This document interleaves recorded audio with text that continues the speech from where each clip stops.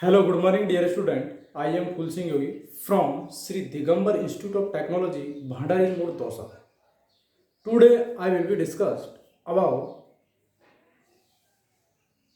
BTech 6th semester civil branch according to RTU syllabus estimate subject के अंदर जो आपका चैप्टर चल रहा है वैल्यूएशन उसका अपन न्यूमेरिकल करेंगे।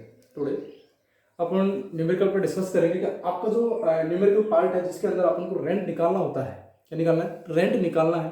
तो वो किस तरीके से अपन फाइंड आउट करेंगे। जैसे आपने प्रीवियस वीडियो में देखा था कि जैसे जो रेंट फिक्सेशन जो करते थे मेथड आपने देखे थे जिनके माध्यम से आपको रेंट निकालना होता था। स्टैंडर्ड रेंट यदि मैं बात करूं कि आपको जैसे मैंने बताया था कि 6% रेंट अपन लेते हैं 6 से 10% के बीच में, तो स्टैंडर्ड 6% को माना जाता है कि स्टैंडर्डी आपको एनुअली जो रेंट लिया जाता है वो 6% लिया जाता है। बाकी जैसे वाटर चार्ज अलग है, सैनिटरी चार्ज अलग है, ये अलग अलग मेथड से ये रिपेयर चार्ज अलग अलग जो वैल्यू फाइंड आउट की जाती है वो उनको सबको एक्यूमुलेट करके टोटल कॉस्ट यदि आपको बताया जाए कि आपको रेंट इतना पर ईयर या पर मंथ लगेगा, उसे किस तरीके से अपन फाइंड आउट करेंगे। जैसे सपोज दैट मैंने आपको कैपिटल कॉस्ट के ऊपर अप्लाई किया, आपका जो कंस्ट्रक्शन किया गया है बिल्डिंग का उसी के ऊपर ये रेंट लगता है। इसके अंदर जैसे कैपिटल कॉस्ट की बात करते हैं अपन, तो उसके अंदर क्या है कि आपकी जो बिल्डिंग जिस पर बनाई गई है लैंड पर, उस लैंड का जो कॉस्ट है उसको कंसीडर नहीं करते हैं। तो अपन चलिए एग्जांपल अपन देखते हैं, जो क्वेश्चन है उसको देखते हैं।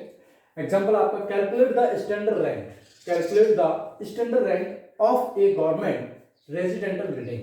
जो आपकी रेजिडेंशियल बिल्डिंग है गवर्नमेंट की, ठीक है, newly constructed from the following data. आपकी एक नई जो बिल्डिंग बनाई गई है गवर्नमेंट के द्वारा बनाई गई है, ठीक है, उसका जो कंस्ट्रक्शन जो किया गया है उसका डाटा आपको गिवन है कि आपकी जो बिल्डिंग है वो इस तरीके से रेजिडेंशियल बिल्डिंग है जिसके अंदर आदमी रहते हैं। रेजिडेंशियल बिल्डिंग जो होती है वो कौन सी टाइप की होती है जिसके अंदर अपन रहते हैं, वो सारी जो बिल्डिंग है वो कैसे में आती है, रेजिडेंशियल बिल्डिंग के अंदर आती है। तो जो डाटा आपको दिया हुआ है गिवन डाटा, फर्स्ट पॉइंट आपको दिया हुआ है कि कॉस्ट ऑफ लैंड आपकी जो जमीन है उसकी जो कॉस्ट है वो आपको दिया हुआ है, कितना है 1000। कितना है 1000 आपको लैंड का वैल्यू दी हुई है। चाहे वो कितनी भी वैल्यू है आपको कैपिटल कॉस्ट के अंदर उसे कंसीडर नहीं करना है, ठीक है। तो आपका क्वेश्चन फर्स्ट आपको लैंड कॉस्ट दिया हुआ है। सेकंड यदि मैं बात करूं, second point cost of the construction of the building. Cost of the construction of the building, जो आपने बिल्डिंग बनाई गई है उसकी कॉस्ट कितनी है, उस पर जो बिल्डिंग बनाई है उसकी कॉस्ट जो है वो 14,000 है। कितनी है 14,000। आपकी जो लैंड की जो कॉस्ट थी वो 10,000 थी और बिल्डिंग कंस्ट्रक्शन जो की गई है उसकी जो वैल्यू है वो है आपकी 14,000। कितनी है 14,000। नेक्स्ट थर्ड पॉइंट आप देखेंगे, cost of the road with in the compound and fetching 2000।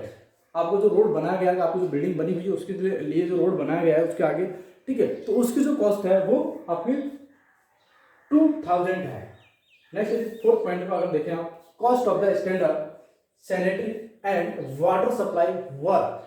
Sanitary and water supply work के लिए आपको क्वेश्चन को ध्यान से पढ़ना, ज्यादा टफ नहीं है, लेकिन आपको ये पता होना चाहिए किसके लिए कितना परसेंट लिया जाता है और किस पर अप्लाई किया जाता है, क्वेश्चन को समझ में आना चाहिए आपको। तो जैसे अगर मैं फोर्थ पॉइंट की बात करूंगा, cost of the sanitary and water supply work. 8% of the cost of building, यानी 8% आपको sanitary and water supply work पर लेना है। लेकिन किस पर अप्लाई करेंगे, 8% किसका लेंगे, कॉस्ट ऑफ द बिल्डिंग। आपकी जो बिल्डिंग है उस पर 8% लेंगे आप। 8% जो वैल्यू आप लेंगे वो आपकी जो बिल्डिंग की कॉस्ट है उसके ऊपर अप्लाई करेंगे। ऐसा नहीं पूरी पर आप अप्लाई करते हैं, लैंड को इसके अंदर कंसीडर नहीं किया जाता है, इसकी जो वैल्यू है उसको नहीं लिया जाता है। नेक्स्ट यदि आप कहेंगे फिफ्थ नंबर का point, cost of the electric insulator including fans. यानी कि इसके अंदर आपको जो इलेक्ट्रिसिटी वाले वायर वगैरह जो भी आपने पॉइंट लगाए हैं उनका चार्ज प्लस फैन, जो फैन लगाए गए हैं उनको अपन ये मानेंगे कि 10% of the cost of building. आपकी जो बिल्डिंग है उसकी टोटल कॉस्ट, आपकी बिल्डिंग जो बनाई गई है उसकी टोटल कॉस्ट में यदि आप 10% है वो उसके अंदर कंसीडर किया जाएगा कि आपका कितना 10% लिया जाएगा विद आपको फैनों का जो वैल्यू है, फैन जो आपने जो कॉस्ट है उसको इसके अंदर कंसीडर किया गया है। नेक्स्ट जो 6 नंबर का जो पॉइंट है, म्युनिसिपल हाउस टैक्स। जो हाउस का टैक्स लगेगा म्युनिसिपली वो कितना है 400 रुपये पर एन्यूम, यानी कि प्रत्येक ईयर आपको 400 रुपये इसका टैक्स देना पड़ेगा, 400 रुपये इसका टैक्स देना पड़ेगा। नेक्स्ट यदि मैं बात करूँ 5th नंबर का जो पॉइंट है वाटर टैक्स 250 पर एन्यूम, यानी कि आपको 250 रुपये का जो चार्ज देना पड़ेगा पर एन्यूम, पर वार्षिक जो चार्ज देना पड़ेगा वो आपको वाटर का टैक्स देना पड़ेगा। और नेक्स्ट आपको जो 8 नंबर का जो पॉइंट है कि आपको जो प्रॉपर्टी टैक्स है वो लगेगा आपका 140 रुपये पर एन्यूम, यानी कि वार्षिक, यानी कि प्रत्येक वर्ष में आपको 140 रुपये इसका चार्ज देना पड़ेगा। ठीक, क्लियर। यदि आपको इस तरीके से आप क्वेश्चन को देखेंगे कि आपको जो प्रॉपर्टी टैक्स है वो 140 रुपये लगेगा पर ईयर, ये पर ईयर पर लगेगा, पर एन्यूम पर लगेगा। और वाटर टैक्स है वो भी आपको पर एन्यूम पर अप्लाई किया जाएगा, और म्युनिसिपल हाउस टैक्स है वो भी पर एन्यूम पर किया जा रहा है, कंसिडर किया जा रहा है। लेकिन अगर ऊपर आप इसमें देख रहे हैं, जैसे 5th नंबर का पॉइंट है जो कॉस्ट ऑफ इलेक्ट्रिसिटी, इलेक्ट्रिक इंस्टॉलेटर या जो पार्ट है उनका, या इंक्लूडिंग फेंस जो है वो 10% of the cost of building, जो आपकी बिल्डिंग है उसके ऊपर अप्लाई किया जा रहा है। ठीक है। नेक्स्ट यदि आपका ऊपर अगर आप देखें sanitary and water supply works जो है वो 8% of the cost of building, आपकी जो बिल्डिंग है उसके ऊपर कॉस्ट का 8% लिया जाएगा। नेक्स्ट यदि ऊपर अगर आप देखें इसके अंदर ऊपर रोड जो बनाया गया है उसका 2000 रुपये है, और यदि आप देखें cost of the construction of the building, जो बिल्डिंग आपने बनाई है वो कितनी है 40,000 इसकी कॉस्ट है, और लैंड की जो कॉस्ट है वो है आपकी 10,000। ये आपके क्वेश्चन के जो डाटा है आपको याद रखने हैं, इनसे आपको क्वेश्चन को सॉल्व करना है। देखिए आप किस तरीके से इसको अप्लाई करेंगे कि आपकी जो कॉस्ट है वो पर एन्यूम आपको रेंट निकालना है। ऊपर क्या है, calculate the standard rent of government residential building, कि आपको जो गवर्नमेंट के अकॉर्डिंग रेंट लिया जाएगा वो कितना लिया जाएगा। तो आपको पता है कि आपको जो स्टैंडर्ड रेंट है वो कितना होता है 6% होता है। कितना होता है 6% होता है, 6 से 10% के अप्रोक्सीमेटली लेते हैं, लेकिन अगर स्टैंडर्ड की बात की जाए तो उसको 6% है। और आप कैलकुलेट करेंगे, और रिपेयर चार्ज आपको अलग से लेना पड़ेगा, कितना कितना परसेंट आपको मैंने बताया, जैसे 1.5%, 1%, 0.6%। सब स्टार्ट करते हैं। यदि मैं बात करूँ टोटल कैपिटल कॉस्ट, डाटा आपको गिवन है, ऊपर मैंने मेंशन किया था total capital cost, total capital cost. यदि आप टोटल कैपिटल कॉस्ट निकालेंगे तो टोटल कैपिटल कॉस्ट क्या होगा, कि आप मैंने आपसे कहा था कि लैंड की जो वैल्यू है, पैसे हैं, उनको इसके अंदर इंक्लूड नहीं करते हैं, कॉस्ट को इंक्लूड नहीं करते हैं। आप फर्स्ट लिखेंगे cost of building, cost of building, cost of building, जो आपकी कॉस्ट बिल्डिंग की कॉस्ट थी वो कितनी है 40,000, कॉस्ट ऑफ बिल्डिंग 40,000। नेक्स्ट यदि आप कहेंगे कॉस्ट ऑफ रोड, जो आपने रोड बनाया था, roads, cost of roads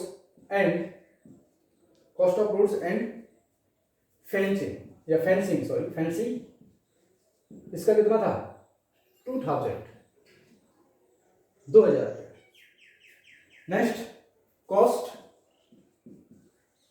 of sanitary, data के अंदर देखिए आप sanitary, cost of sanitary and water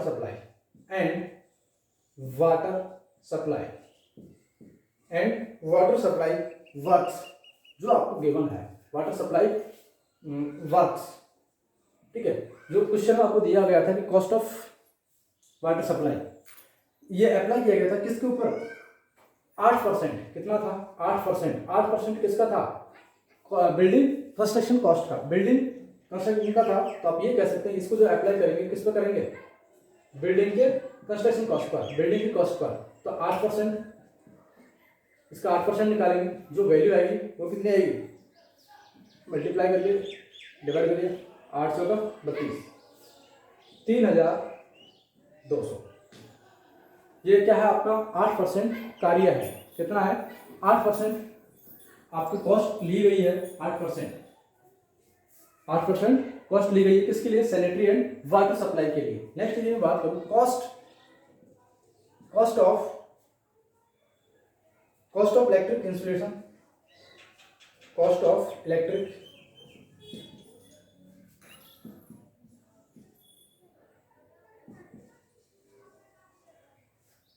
insulation कितना था, एंड फैन जो था उस पर कितना था 10% था। तो अपन क्या करेंगे 40,000 मल्टीप्लाई बाय 10 डिवाइडेड बाय 100, यानी आपको 10% इसका लेना है। ये आपका आ जाएगा 4,000। कितना आ जाएगा 4,000।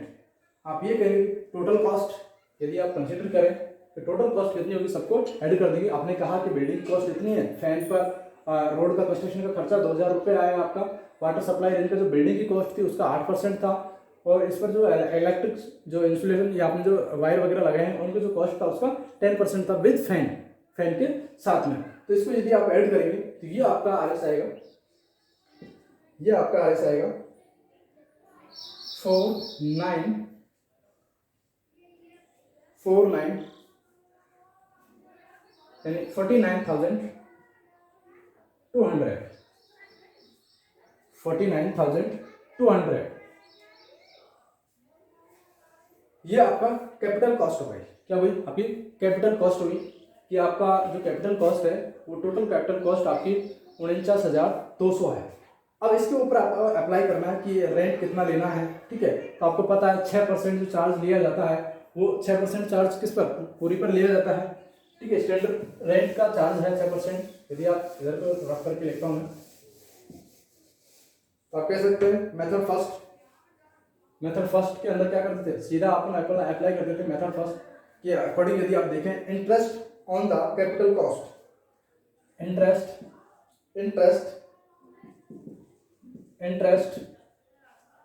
ऑन टोटल कैपिटल कॉस्ट लिखो, चाहे कॉस्ट लिखो, टोटल कैपिटल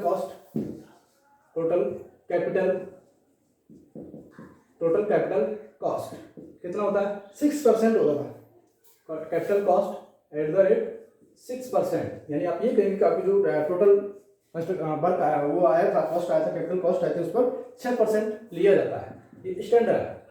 आपकी टोटल कॉस्ट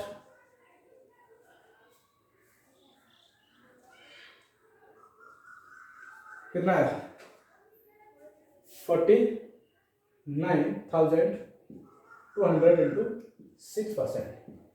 कैलकुलेट करिए। मुझे ऐसा लगता है कि इसके अंदर बुक के क्वेश्चन में डिफरेंट वैल्यू का डिफरेंस है। 49 multiply by 6 divided by,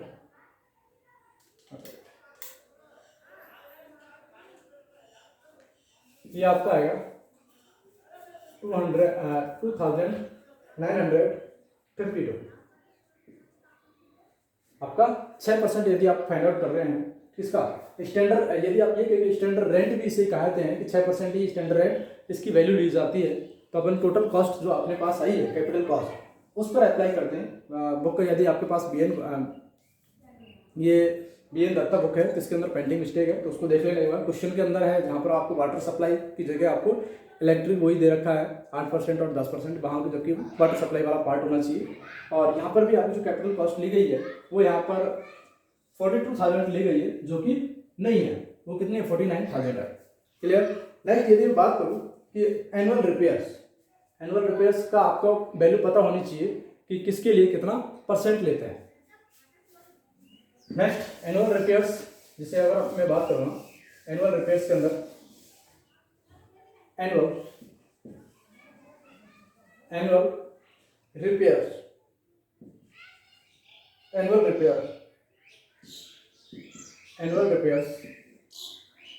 repairs में यदि आप कहें कि बिल्डिंग एंड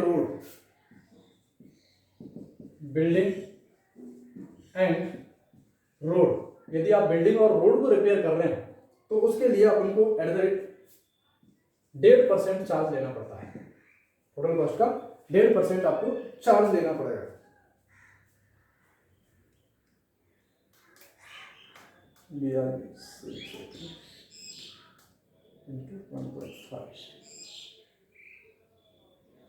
यानी कि आप जब रोड बना रहे हैं और बिल्डिंग तो यदि आप रिपेयर कर रहे हैं रोड और बिल्डिंग, जो कि आपने देखा था रोड जो बिल्डिंग है, बिल्डिंग का जो कॉस्ट थी वो कितनी थी 14,000 थी और रोड की कितनी थी 2,000 थी।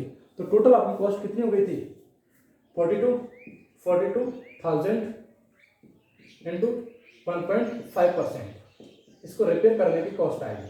यदि आप इसको अप्लाई करके मल्टीप्लाई करेंगे तो ये आपका आएगा 630 पर एनम, या सॉरी जो अपन लेंगे वो कॉस्ट आएगी आपकी 1.5%। यदि आप ये कहें सैनिटरी एंड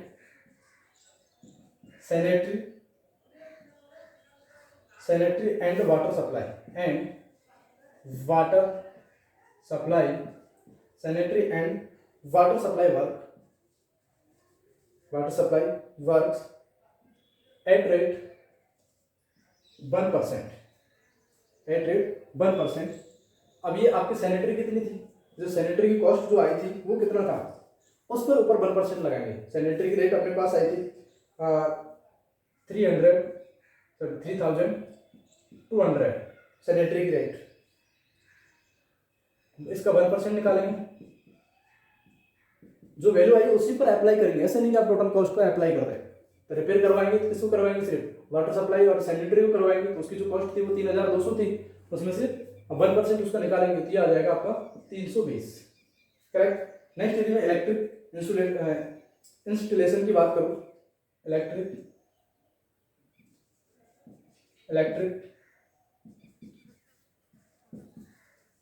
इंस्टॉलेशन,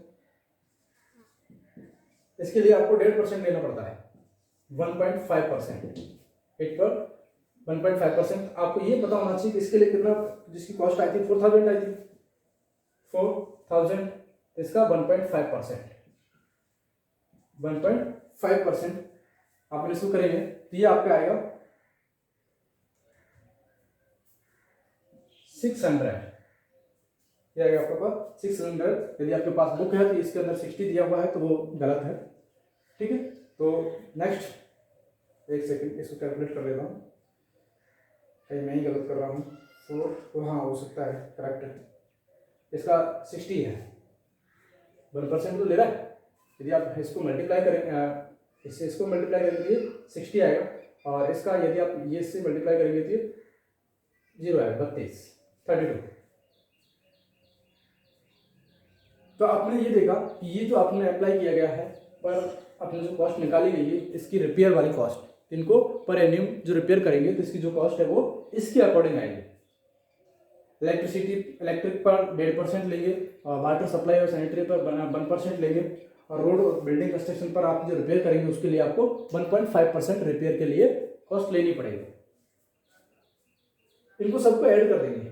कब करेंगे, नेक्स्ट यदि मैं आपसे कहूँगा कि स्पेशल रिपेयर, स्पेशली अगर रिपेयर किस तरीके से करवाना है, एंड ये तो एनुअल रिपेयर होगा कि आपको वार्षिक, आपको ये कंपलसरी है कि ये आपको रिपेयर करवाना है इस तरीके से। तो special repair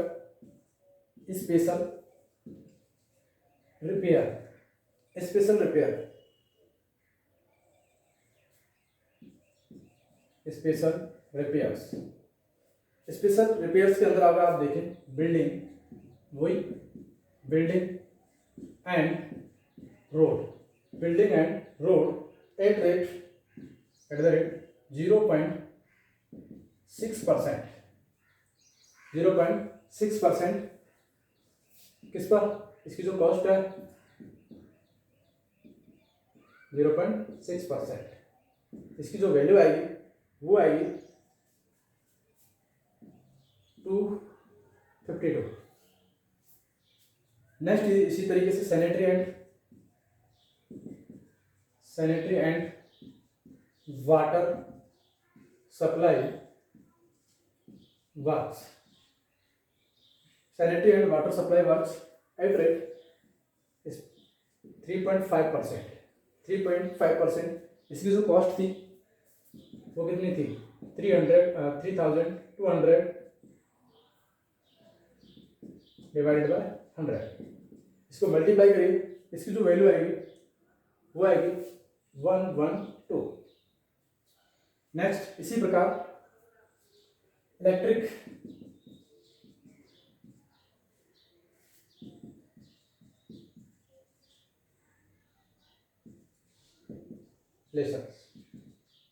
at the rate 3.5%। इसका भी आपको 3.5% लेना है। तो आपको पता है कि इसकी जो कॉस्ट थी वो कितनी थी, 4,000 थी। 3.5% निकालिए इसका, इसकी जो वैल्यू आएगी वो आएगी RS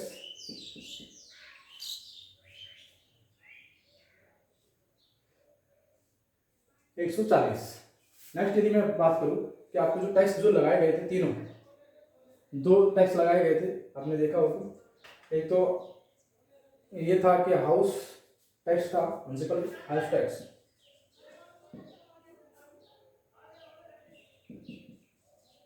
house tax, house tax RS कितना था 4000। और property tax, property tax, property tax जो दिया हुआ था RS, वो कितना था 140।